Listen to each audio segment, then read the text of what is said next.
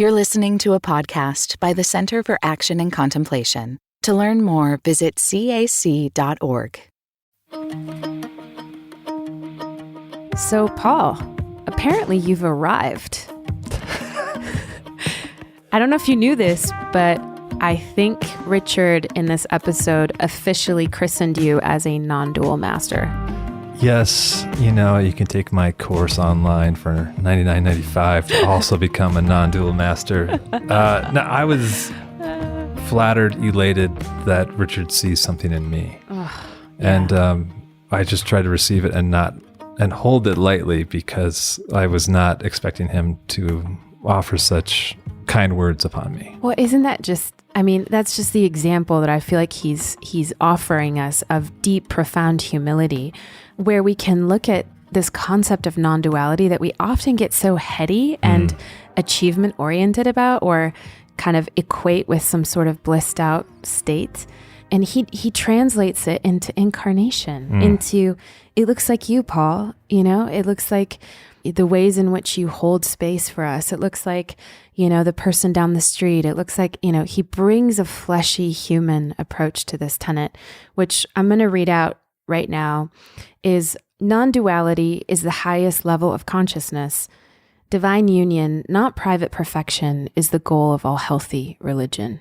And we really lean into that perfection piece, which we've noted has come up quite a bit in our conversations, and how that is not, this old model of achieving perfection is actually a barrier to our leaning into the stance of non-duality. Yeah.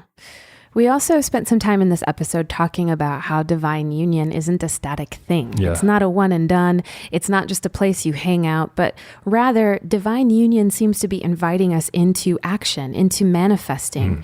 It's a part of that creativity on behalf of the whole that moves in and through us with momentum, with dynamism, which I found really helpful, so that it wasn't just this idea of like, yes, take the elevator up to the 7th floor of non-duality, and from there, you will see everything and know everything. And I also love the way that those values that we've talked about, simplicity, devotion, and public virtue, are such a part of this. Yeah. That those are not lost. Those are a lot of how this looks like with flesh on it. And then, gosh, I was so grateful that Richard offered a little bit of guidance for those of us in our first half of life about how one should approach non-duality. What does he call them? The 4 splits? The 4 splits. Was so practical. We found him to be immensely practical, and it's something that I'm going to be taking with me as I continue to try to live into these tenets a little bit more, as ways to see, where am I cut off from the whole? Where am I not functioning from union or unification or the act of oneing? So we hope that you'll find this conversation helpful in unpacking the 7th theme on non-duality.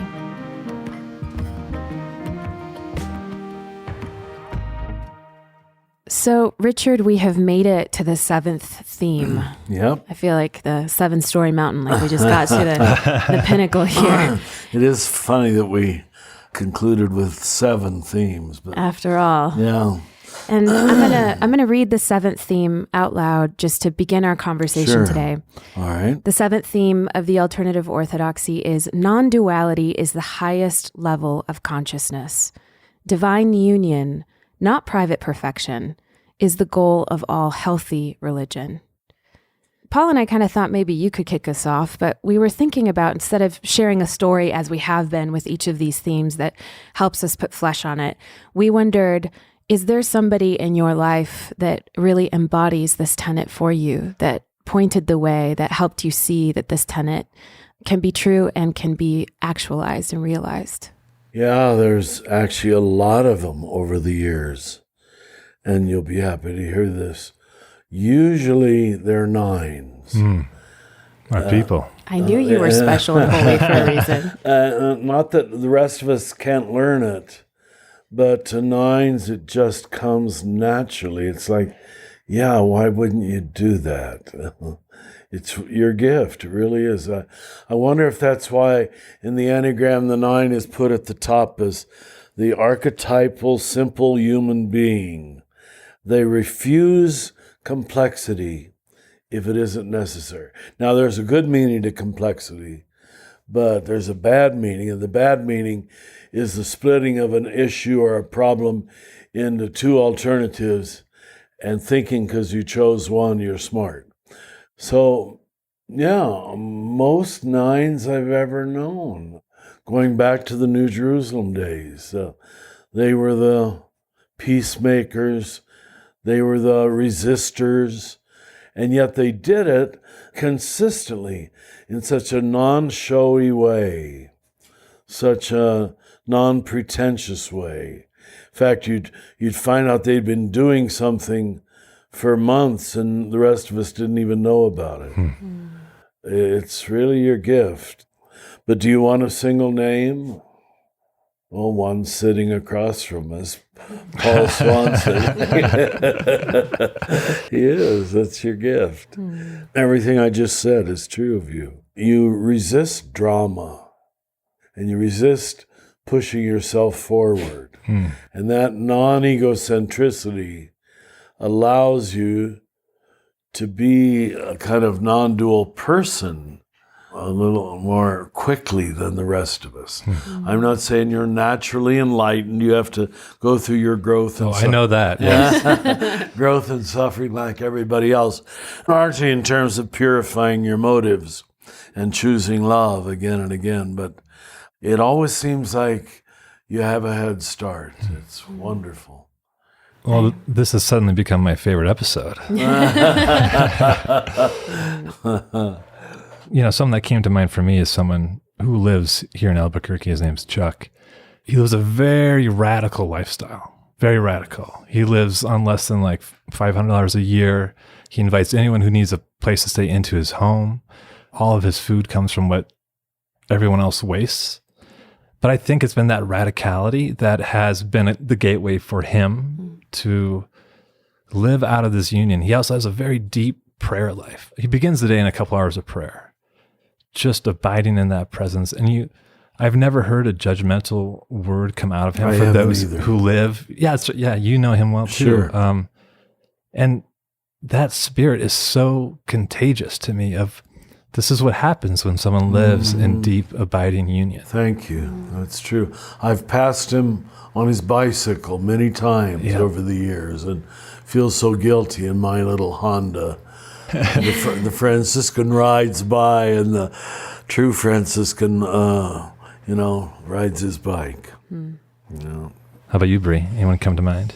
Yeah, I think, it's almost like I catch glimpses of this in little moments with different people. It's almost like little shards of colored glass, that you get this little glimpse at character traits that really seem to come out of non-duality, or that seem to be the outcome of that inner stance. And one of the things that I think about with this tenet is one of our faculty members, James Finley, and just his humor, his sense of humor, the way he is just so fully free, almost like the perfect embodiment of the holy fool, right? Like he'll give these incredible talks and then he'll come down from the stage and be like, yeah, I don't really know what I said, and they're all listening, and they think I'm a master. I don't know what I'm saying. It's just like this lightness and not taking himself so seriously, but considering that the challenges that he has lived through in his life and the trauma that he has experienced,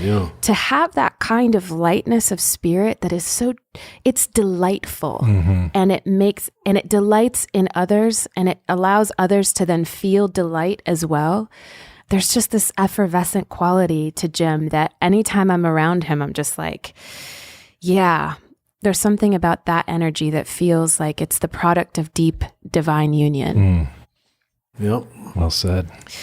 So as we jump into this topic, I think one of the greatest foundational dissonances that we're still living within Christianity that we've been talking about on this season is the idea of consciousness or union as, a state, as if it's a static floor in a building that we just need to climb up to or take an elevator to. And I hear in the conversations we've been having this week, a shift into dynamism, to be thinking about these concepts in relationship and in creativity and in evolution. And it kind of takes on a different tone when we shift into that, because it becomes more about an inner creative stance as opposed to this static floor that we're all trying to climb up to. How does Jesus's prophetic example, lived, creative, dynamic example of his life, influence how you think or talk about non-duality? Well, of course, he's my stamp of certification that this is legitimate, even though he never uses the word.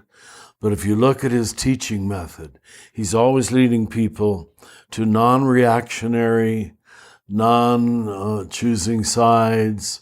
And the way he has to do that very often is to identify with the rejected side, but not in a sense of punishing the perpetrator. It's very clever, and it seems like we didn't have the eyes to see that it's clear that he does. So even now, preachers don't tend to point that out. They just settle for a miracle or, the healing of a leper like we had this morning, which you don't know what to do with until you know that the leper was not a Jew. Leprosy was considered sinful or a sign that you were sinful. You have to read the whole context of most of Jesus' stories. It's the relationality that is revealed in the story that reveals the real message. And relationality is complex. It's, like you say, it's dynamic. It's not one issue. It's about 6 issues coming together. I don't know how we're going to train people to rethink that way, because I listen to political discourse. I listen to most of the theological discourse, at least within my church, and since the Reformation, between churches, and it's always binary, always oversimplify your right answer and oversimplify the enemy why he is wrong. And it's just, stop doing that. It's never going to get us anywhere. So Jesus didn't succeed thus far in teaching it very well, because, sorry to have to keep saying this, we made his life into a set of transactions that were supposedly wonderful. Well, they were wonderful, but the medium was never the message. It was always the conclusion was the message. And we were supposed to go, wow. But a lot of wows don't add up to non-dual consciousness on either side, where you, yep, we got it, it's settled. There's something about non-duality that leaves you deliberately, intentionally, partly unsettled, but settled enough to be unsettled a little bit, if that helps. I think it's the change that changes everything, if that doesn't seem like an overstatement. I think it's the pearl of great price. It's our epistemology, or should have been. You know the meaning of epistemology. A lot of people don't, but I had to have a whole year of it in college. And it's a science of knowing. How do you know? And so we spent a whole year studying theories of knowledge. How do ideas get settled in your brain? I think it's almost unhelpful to teach people theology or political conclusions without forcing them or inviting them or teaching them, what's your epistemology? How do you know what you know? Because you read it in the National Enquirer? Because you heard it on television? And that's where most of our country is, and much of the rest of the world. You just watch politics in most countries. Well, it seems like what you're saying is that fundamentally non-duality is it's an ongoing epistemology. It's an ongoing way of knowing, an ongoing posture of being open to the flow of love, which is uniting. We don't ever arrive. This isn't something that you can arrive in and be like, ding, I'm on floor 7. I got to non-duality, but rather it's an inner stance that allows us to channel the flow of loving more deeply in relationality to the whole and to God. That helps me a lot, Richard. It does, because people don't feel you're laying a new ideological trip on them with this new clever word. You know, something that might help in this conversation is, again, the master Ken Wilber's distinction between stages and states. So you made the point that, and I think that's right, no one achieves it as a permanent state. Take what the 12-step people call the confusing moments: halts, hunger, anger, loneliness, tiredness, and stress. When you're in any of those 5 states, you will momentarily regress to a lower stage. But once you've touched upon what non-duality feels like or can achieve, you're forever fascinated by it. So that's real helpful. So none of us can walk around saying, I'm permanently there. Yeah. Right. And I'm always glad we have this story in the Gospels of Jesus sort of being an idiot with this poor Syrophoenician woman and calling her seemingly a dog. Right. Yeah. He must have been hungry, angry, lonely, tired, or stressed Having a bad day. But the wonderful thing is he reverts then to a non-dual apology and praises her within the same conversation. But he slips into it for a moment.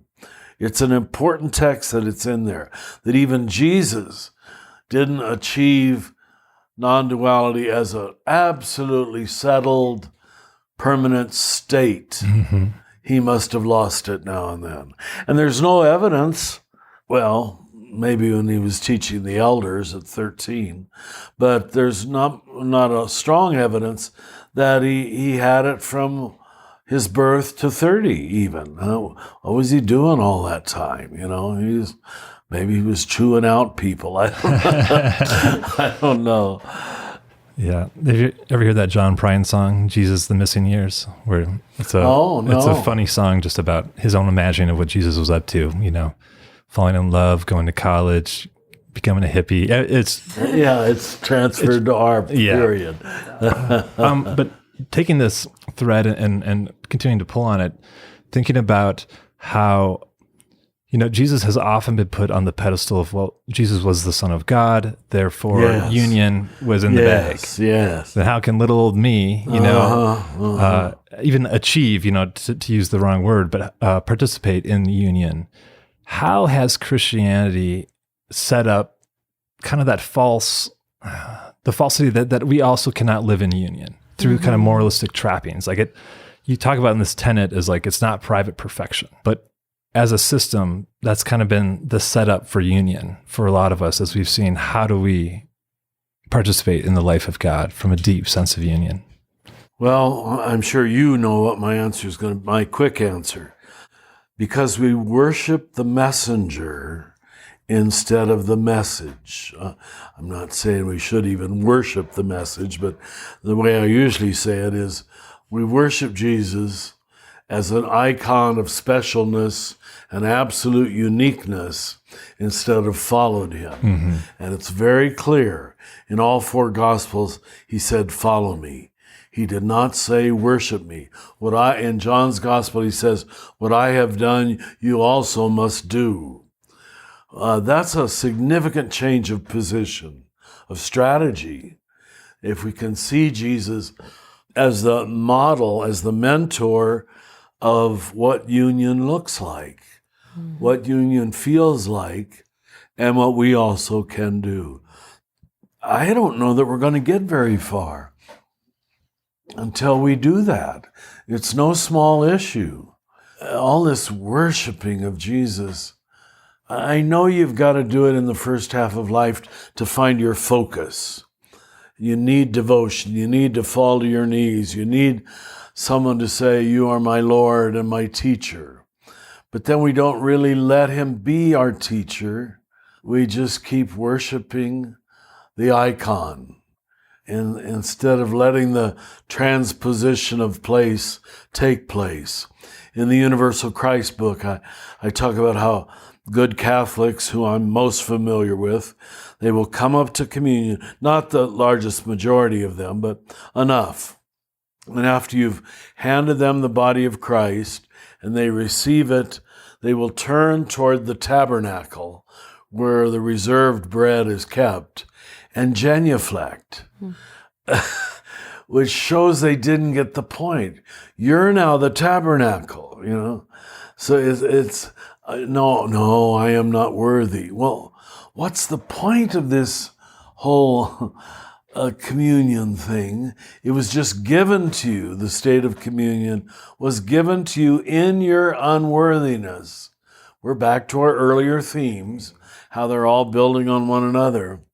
Now I can walk with a dignity that I don't have to apologize for or prove or earn. That's our big message, that incarnation is continuing in the body of Christ.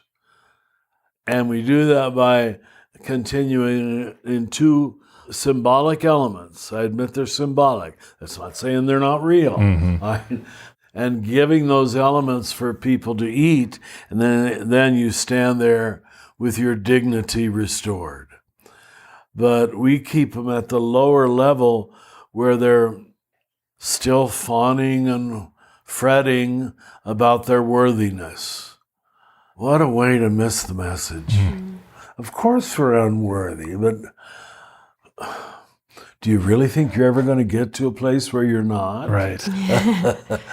Yeah. But that was the setup trap for so many of us within Christianity, to think that we were going to just get to that place of perfection someday, and that we had to deny our humanity and all the things that made us human, which gets to your question. And deny the divine image within us. I remember It's foundational. I remember coming across this and thinking for the first time, could it be possible that I am also incarnating Christ? What? Right. As me, even with all my daily momentary mistakes. Sure.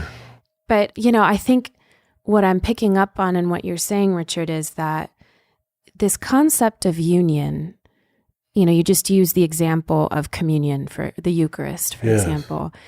It's not something that just happens once and is done. No. So if we use this dynamic principle, the act of union is unioning. It's oneing to your use of oneing. It seems to be an act that is continually happening.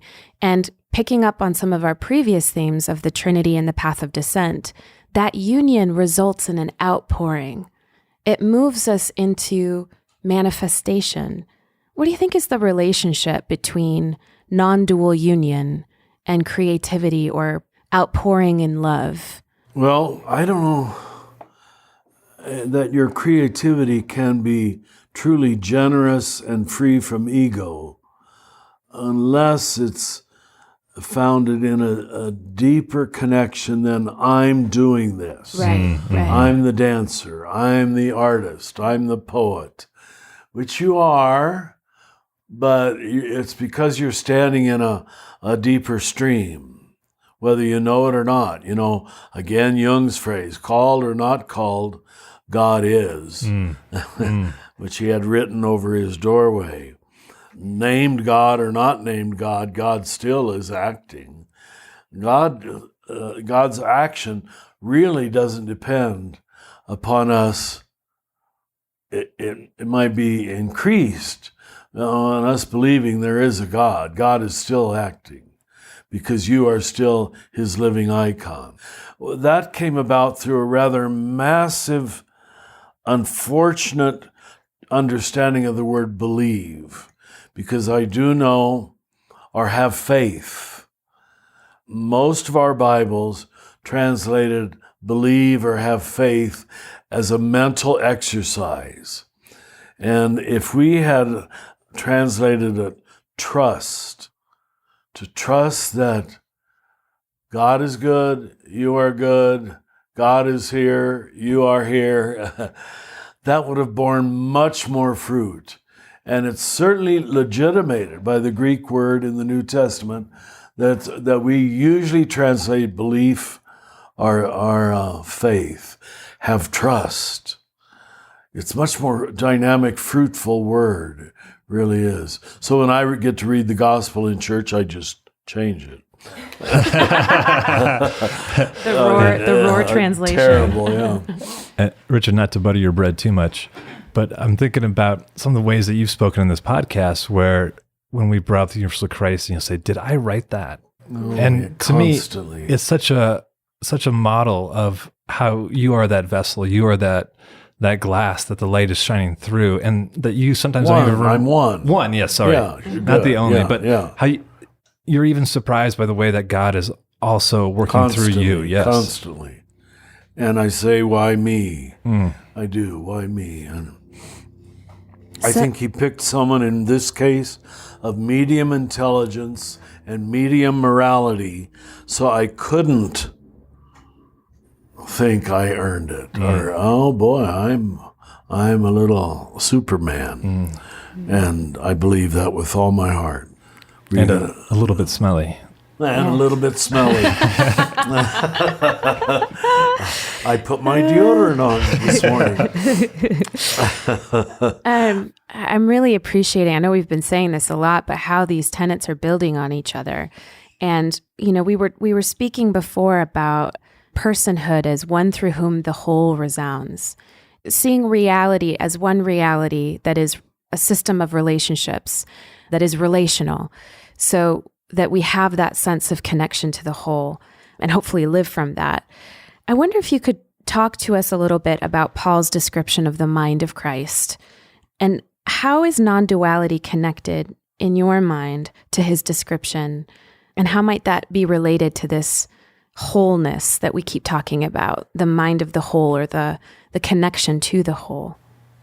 I don't know that he gives a fully proper definition, does he, of the mind of Christ? He uses the phrase, but the context in which I remember it, you're already going in the right direction. It's only held by the whole body, in its connectedness, in its love, in its union, is the mind of Christ. The isolated individual can reflect it, can participate in it, can draw upon it, but for me or you or anybody to think we have it by ourselves in a state of separateness, that's what's not true. And even in Catholic theology, we gave a great deal of authority to the Bishop of Rome, who we saw as the successor of Peter. And who's the man who says it wrong the most in the New Testament? It's Peter. So right there, we've given an exit clause that the one who supposedly speaks for the whole still is fallible.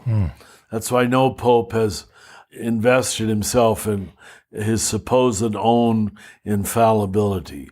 Before he proclaims a doctrine to be true, he has to read the whole body of Christ and say, am I reflecting that?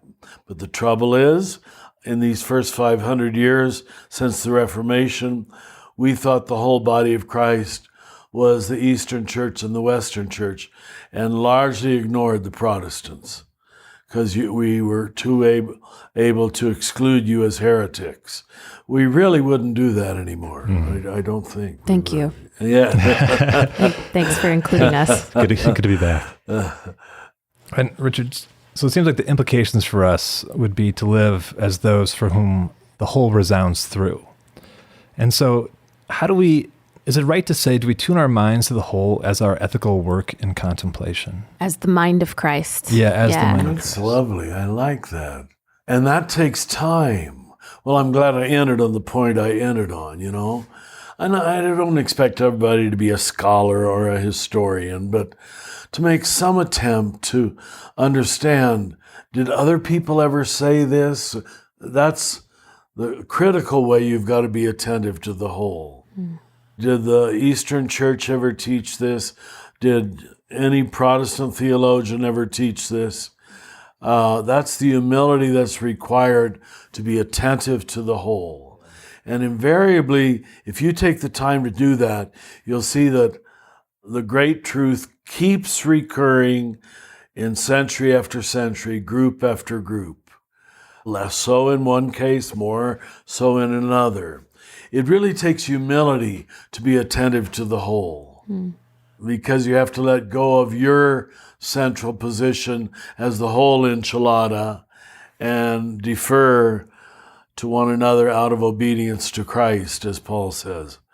You know, the title, and Pope Francis has made a great deal of this, that the title from the early centuries we gave to the Bishop of Rome, it's written on stone all over the city of Rome, is Pontifex Maximus, that's Latin. And it literally means the great bridge builder. Wow. Pontifex, to build a bridge, Maximus, the greatest bridge builder. Oh, if only he'd done that, you know. If only we all did that. Yeah, but he didn't model it for us. But Pope Francis is making a great deal of it. It's written everywhere. Just if you ever go to Rome, look on a stone. It'll say Pontifex Maximus. Wow. This pope or that pope, Pontifex Maximus. That it never hit them. That they'd taken that title to themselves. But the only bridge they were building was the little clans within Catholicism. They didn't know how to reach outside or how to reach to the Eastern Church very well. Yeah.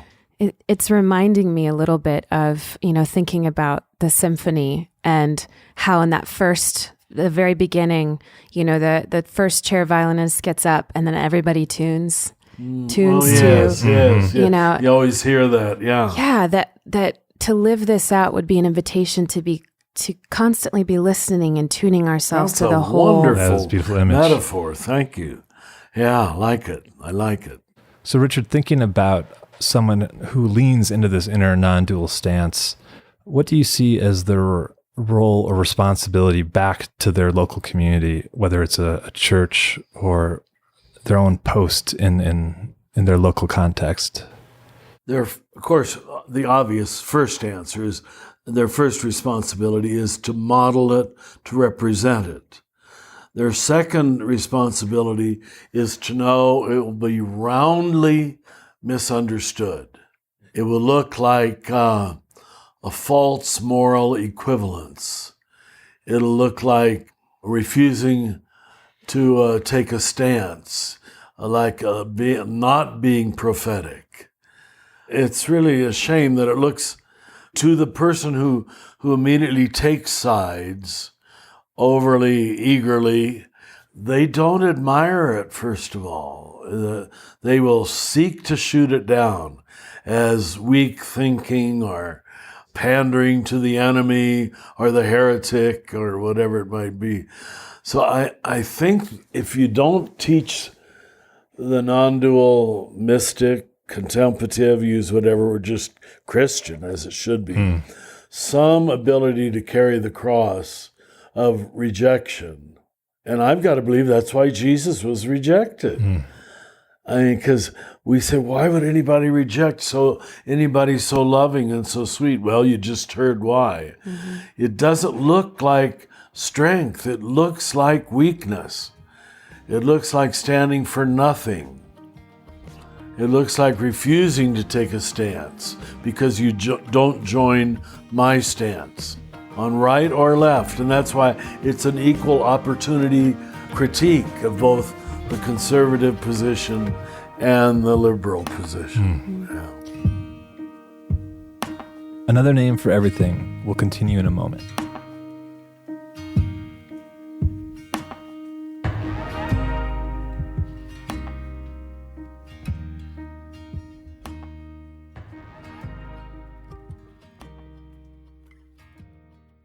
Many of us feel increasing anger at injustice, violence, and indifference in our world today. Join us March 14th for What Do I Do With My Anger? An online gathering featuring Richard Rohr and Brian McLaren. Learn ways of transforming anger into loving action. Inspired by Father Richard's new book, The Tears of Things. Register today at cac.org/anger. That's cac.org/ANGER. What does it mean to embody salt and light? In 2025, Richard Rohr's daily meditations turn to Jesus' timeless metaphor for reflecting love into the world. Amid this season of uncertainty, join us in living with trust, being salt and light. For 18 years, the daily meditations have inspired thousands of readers like you. Subscribe today at cac.org/saltlight2025. That's cac.org/SALTLIGHT2025.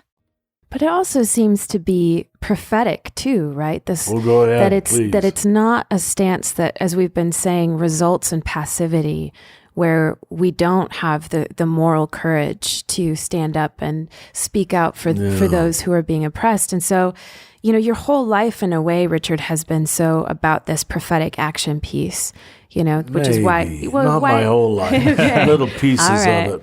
Little okay. pieces of it. But even in the desire to bring action into the name of the Center for Action and Contemplation, where do you see the role of prophetic action being a part of this tenet, or maybe needing to be a part of this tenet?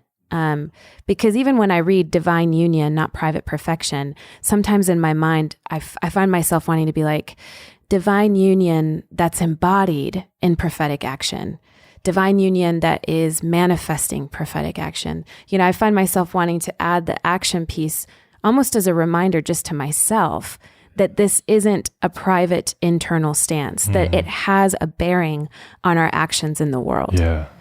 It has a public face. Yes, it goes to that public. Yeah. So what would you say is the role of prophetic action, and where would you put that into this tenet, or is it in this tenet for you?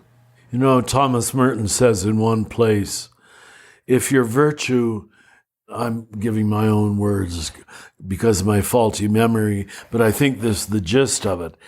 If your virtue is entirely private, individual, inner virtue, which is mostly what all of us have been taught. We weren't taught about public virtue. It was all, I'm individually humble, I'm individually charitable.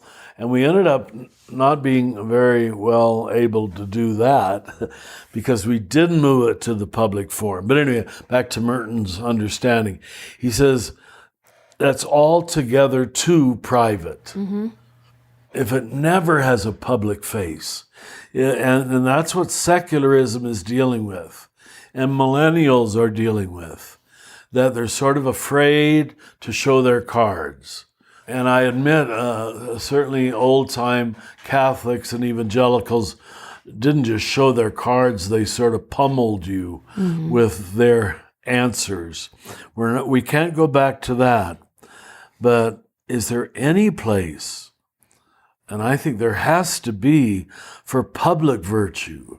Let me give an example that might not please everybody, but I always have thought that if Hillary Clinton had spoken more openly and calmly of her Methodist faith, showed a more nuanced bridge-building opinion between supposed pro-choice and supposed pro-life, I bet she would have been elected. I really do, But she ended up allowing herself to be seen as a secular liberal. You understand? Mm-hmm.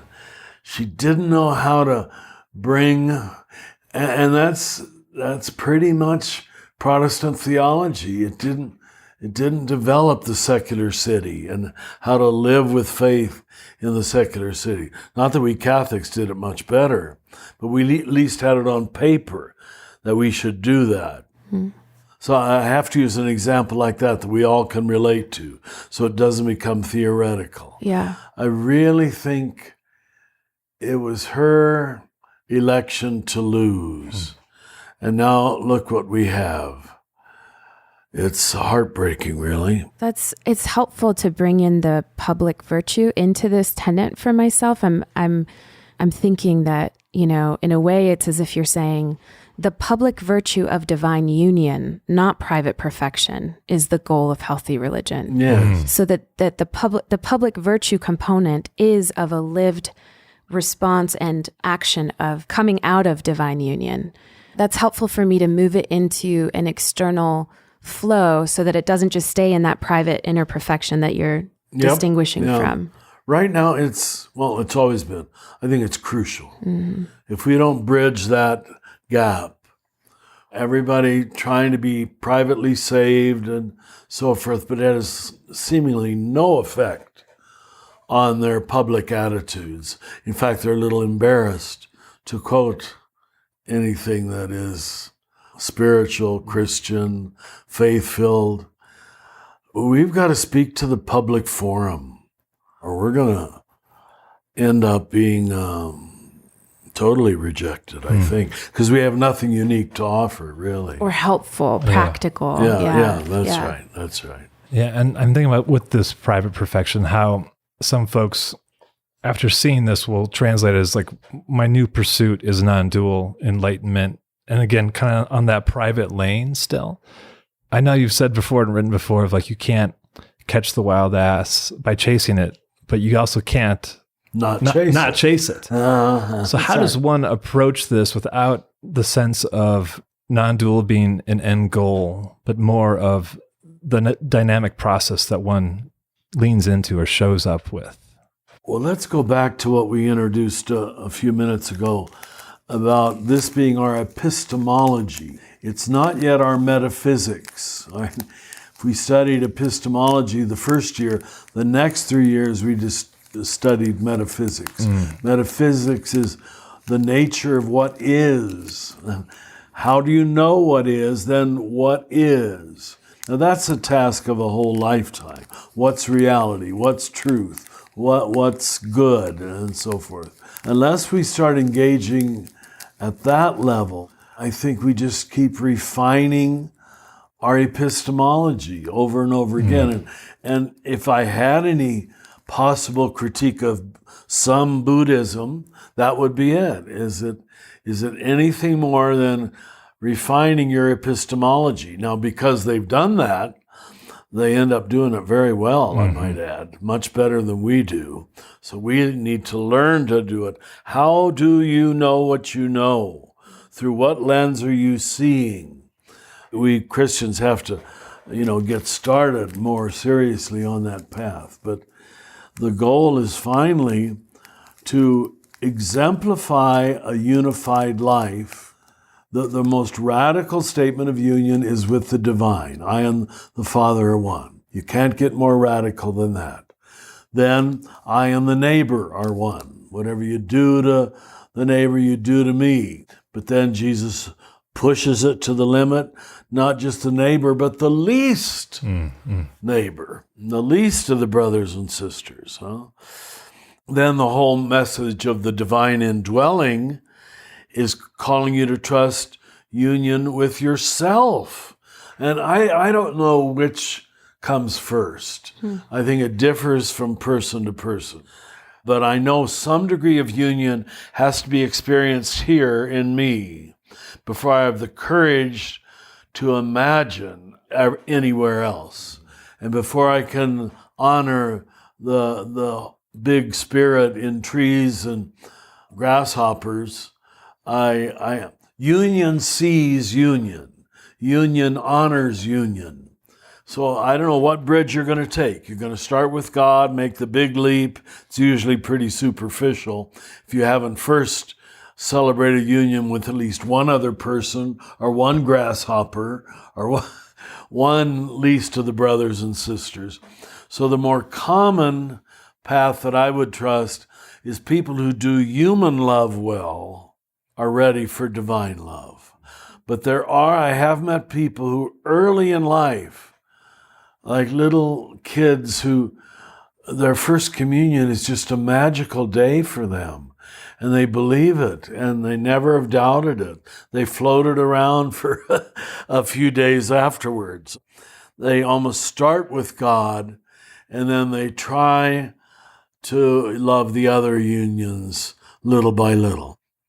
Did I speak to what you said? You did beautifully. Thank you. Yeah. Thank you. So if non-duality, then if we shift our mindset to not think of it as something that we're trying to get to, but rather to see it as how love is changing the lens that we have for reality and ourselves, that as we continue in this transformative work of love, we are being unified to that one reality. We are healing that ourselves from the fallacy of the separate self. We are moving into the flow of the Trinity, Yes. so that in essence, all of these tenets then become true. Because it is about this flow and trust and path of descent, and that this entire journey is one of shifting how we perceive so that we can join in the flow of love better and more Yes. deeply. Yeah. Really, to be seemingly simplistic, I don't think you can love without some degree of non-duality. How could you? Unless you overcome the split between you and your partner, you and the other. All of our issues, political, social, personal, religious-wise, for their resolution, demand some degree of non-duality to overcome unfair, artificial dichotomies and dualisms. You've heard me say this, of course, I love language and the roots of words, but diabolos, dia through, bolos, bolein means to throw. So the diabolical is when things are thrown apart. And we live in a world where everything is thrown apart. In that sense, everything's diabolical unless some people come along who reunite it in their mind and their heart and say those two are not separate. Those two races, those two religions, those two people. You could take all of the sacraments, all 7 of them. Marriage being the most symbolic, you are not two, you are one. Don't separate it. Penance, saying you're not separate from your sins. Learn from them. They're forgiven, but learn from them. The Eucharist itself, of course, which you rightly call communion.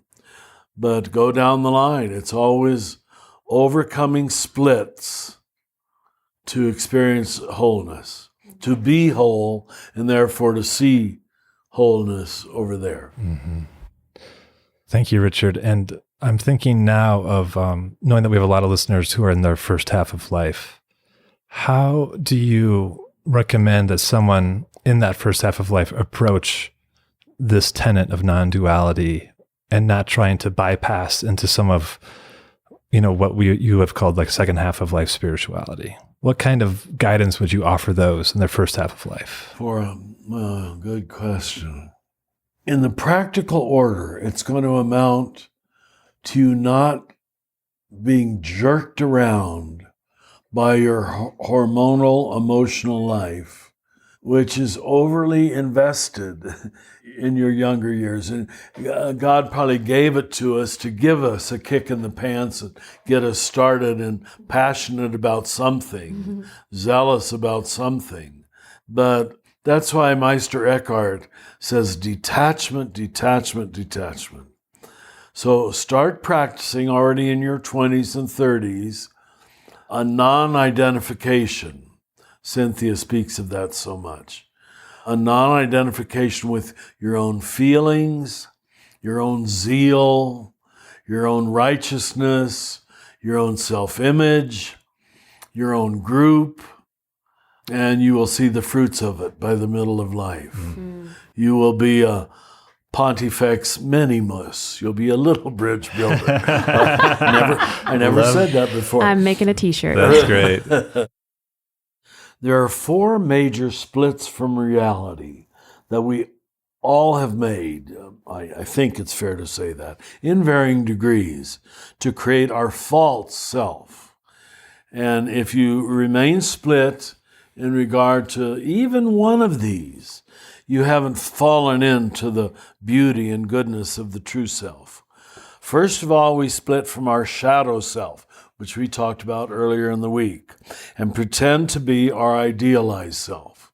That split has to be overcome and that was the meaning of confession of sin, seeing your shadow. So these aren't new psychological ideas.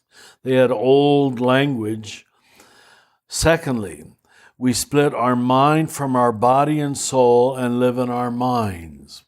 Now that's what most mature religion understood, and why they encourage some form of meditation to get away from that idolization of thinking that led to the low point in Western philosophy, I think, therefore I am. No, you are not your thinking, the mystics and saints would say.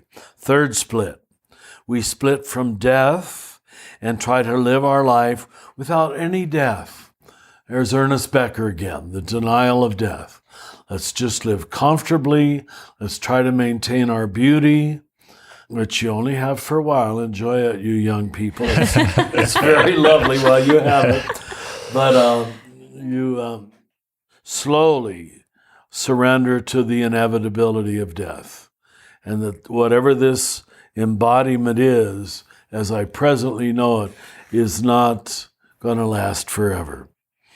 And so you've got to find the life on the other side of death now. You can't wait till you die.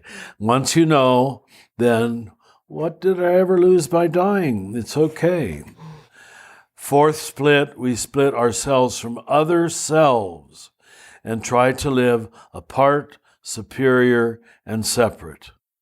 Now, if you achieve all of those, which a lot of people do, that's almost their job in the first half of life. Deny their shadow, deny their intimate connection with other races and religions or people, run from death.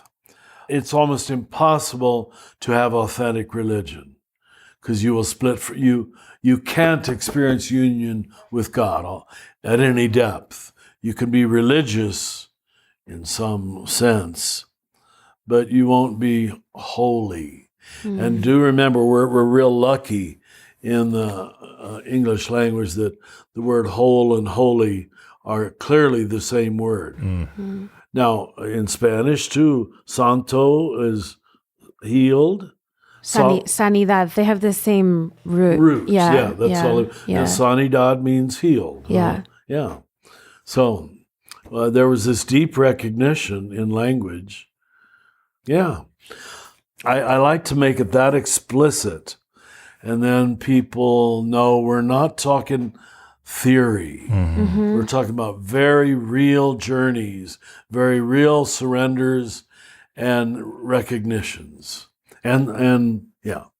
That's so helpful because as we've been journeying through each of these tenets and wanting to end each of them by asking, how do we practice this one? I feel like you've already in a way given us a way to practice this tenet, because you're pointing us to these 4 ways that we tend to split, these 4 ways that we tend to split off and split apart, to pay attention to them, to look at each of those 4 tendencies that we have, and to move with God into a healing and wholeness and whole-making process where we can be brought back together into union in each of those 4 ways. Perfect. Thank you. Thank you for understanding. Nothing satisfies me more than, it's always toss and catch, pitch and catch. And when someone catches it, the message is real. Until that incarnation happens, it's just hanging out there. So that's been my great gift, to have people like you around who, not just catch it, but appreciate it, and to know why it matters. A lot of people don't. They're good people, but this is when Jesus talks, caught up in the worries of this world, the other 3 kinds of soil, that they don't have time to know why this matters. Often till the end of life, hospice workers tell me. Sometimes they put it off till the last 5 months, 5 days, even 5 minutes, to finally say, oh my God, all that mattered. Now I'm going to surrender to union. I have no other choice except to put myself in the hands of love. And according to the hospice workers I've talked to, and I mean this, they say most people do at the very end. Wow. Good to hear. Hope so. Yes, but they could have had a much happier life if they'd done it earlier. Yeah. I got to complain a little bit. I mean, that's such a great invitation for us in the first half of life to begin now. So thank you so much for offering that. And shall we turn to some questions from Yes, please do. The voicemails? Yeah. Please do. So my question relates to Principle 7, which is our non-duality being the highest level of consciousness. And what I'd like to ask, Father, is can you possibly cast a vision for what you see as a corresponding creative orthopraxy for common good that relates to this alternate orthodoxy? So many of the models created by church world still maintain a vertical or an acceptable dominant posture of privilege when assisting those deemed underprivileged. So I'm looking for your creative or prophetic imagination around what you see as a democratic society of people that really are more horizontal or truly living with and for each other.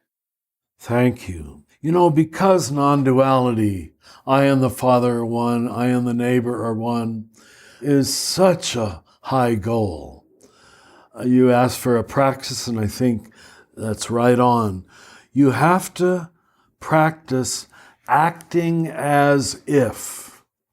And at the beginning, it'll almost feel like pretending.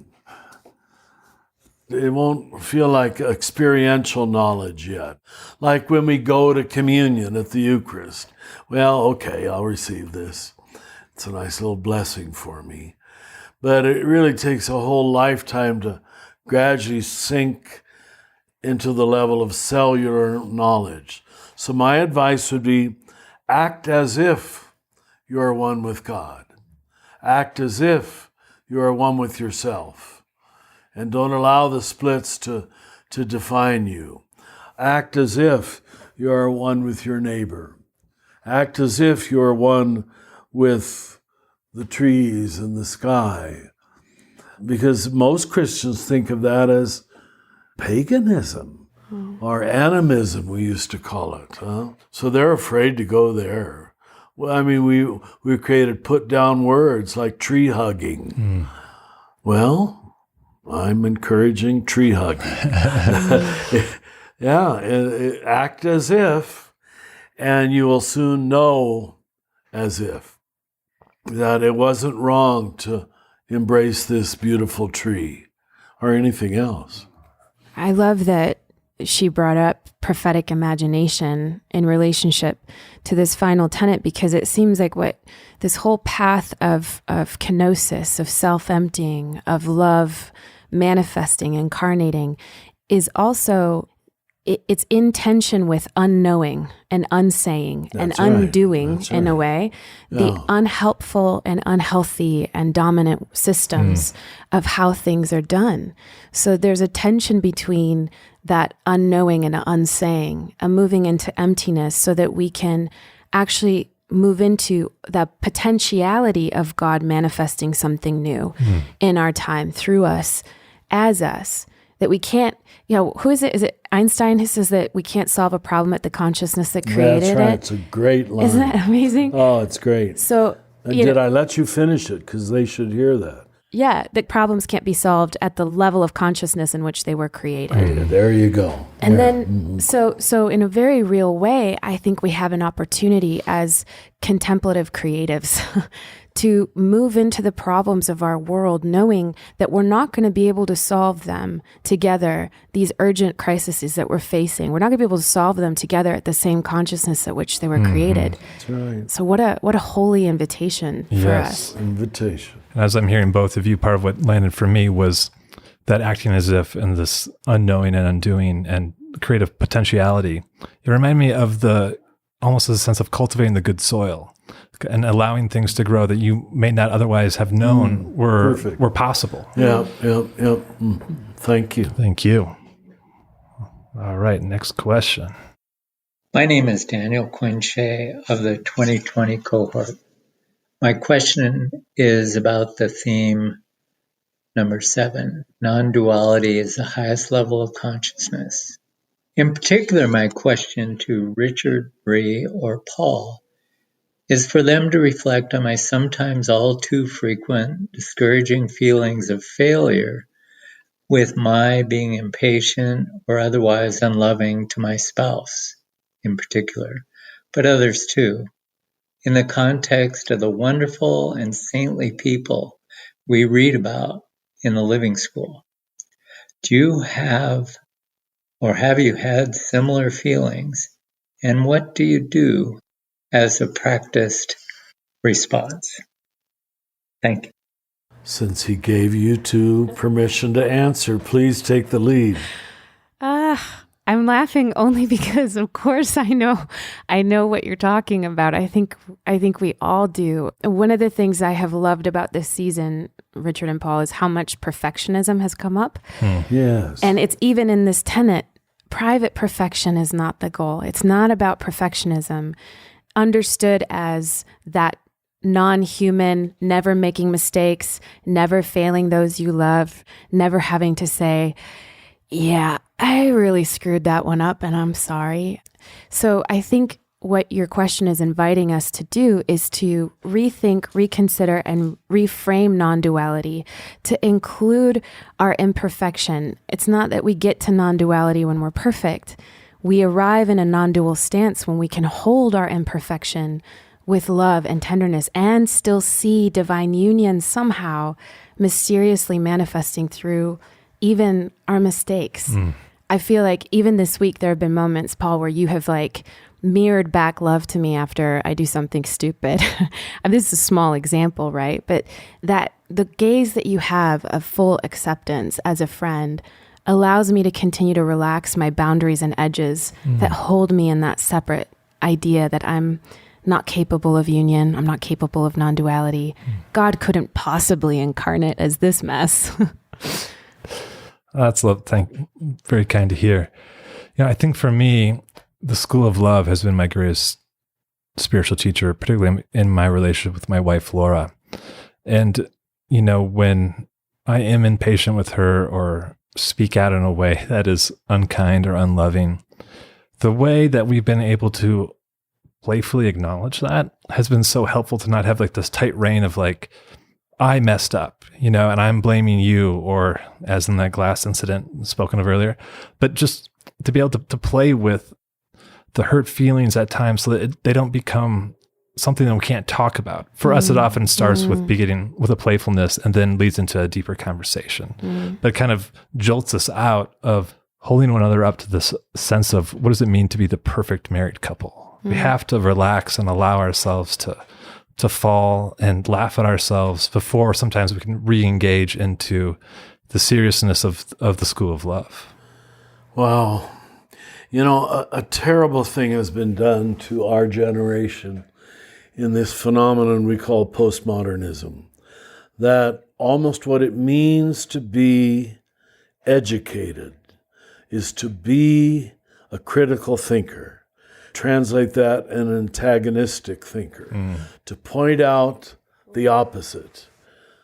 On the road, I almost feel like I'm sort of lucky I'm getting old, because public discourse, especially with young people, and they don't know they're doing it, but the first hotshot will point out how this book shows that that's an overstatement, And now I've regained control of the ball.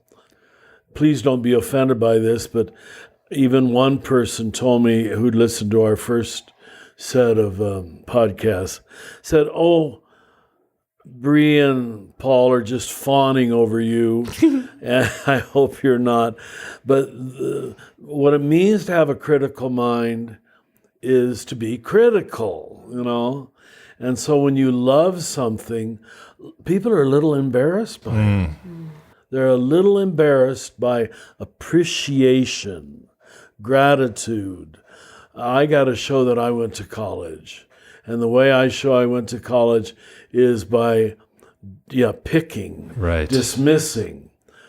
It's for the last 4 years or so, it's been the first question in every question answer session. It's the hand that's waving the wildest, is always, well, I'm going to one-up you and show you why what you just said is not always true. And they don't realize what they're denying themselves, Can't you just appreciate it a little bit before you depreciate it? This is no small thing. It's the nature of the Western mind now. And I think it's why we're so angry, because you can't live in a dismissive, depreciating mind all day to prove how smart you are, how clever you are, by putting down anybody's thesis about anything. And they do that to one another. And now, fortunately, I've had many by the third day of a retreat or conference who would come up and quasi-apologize because they get what they're doing. But some don't. They just write you off as a patriarchal pig or whatever, or a Catholic or a white man, or pick your category. But once you find your way to dismiss, and then you can see the ego sitting there with smugness. Gotcha. Starting with the no instead of the yes. It starts with no. We speak of these gotcha moments, And liberal people are notorious for this. It's just, I've regained my authority, and they particularly do it in relationship to spiritual truths, which are trying to take away some of that smugness. I can see why initiation rites were necessary, particularly for the male in history, because that's the normal path of the male. But now it's the path of the female, too. I got to show I'm smarter than the teacher. And you probably are, in this case. But you're going to end up very dumb if you go through life just shooting down every new possibility as well. I read a book that shows that isn't always true. Okay. Did I say it's always true? Usually I try not to, but I guess I sound like that sometime. You hear what I'm saying? Yeah. It's monumental now. Well, and especially it's killing us in relationships. What I hear you saying is that we're conditioned to in relationships to pick each other apart, to not forgive, to kind of have a tendency to hold these things over each other, which results in that ongoing separateness. To not overcome the split that we had just talked about. Exactly. So that's a beautiful invitation for us to pay attention to how that's happening in our relationships and move toward wholeness in ourselves and with each other. Then I'll get these people and these letters who will preface it by 3 different, and now please correct me if I'm wrong. I might have misunderstood you.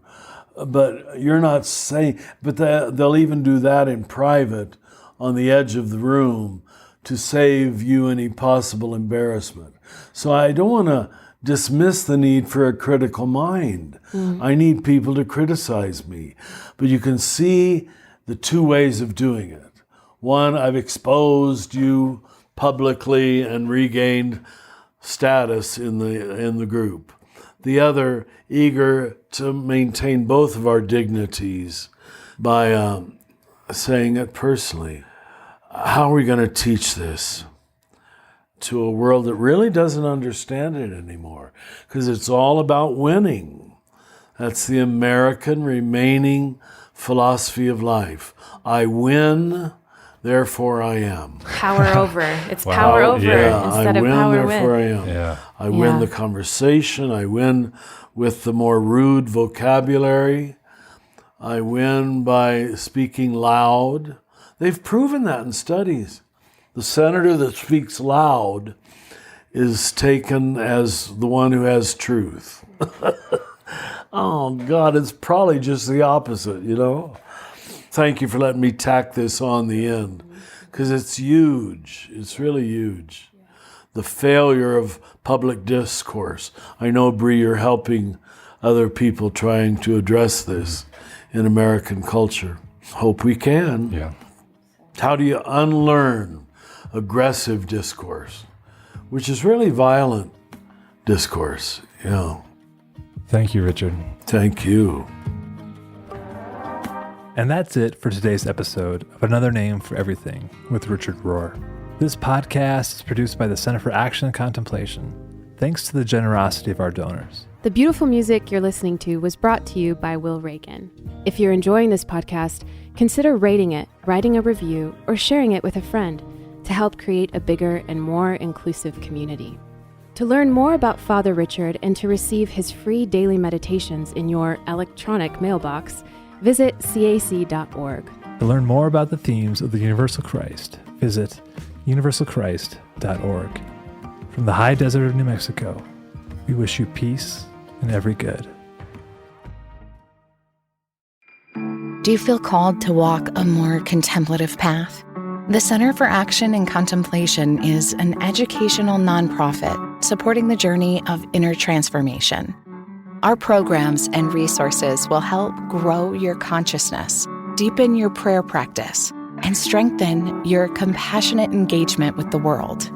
Learn more about our resources, such as publications, podcasts, email series, and events at www.cac.org.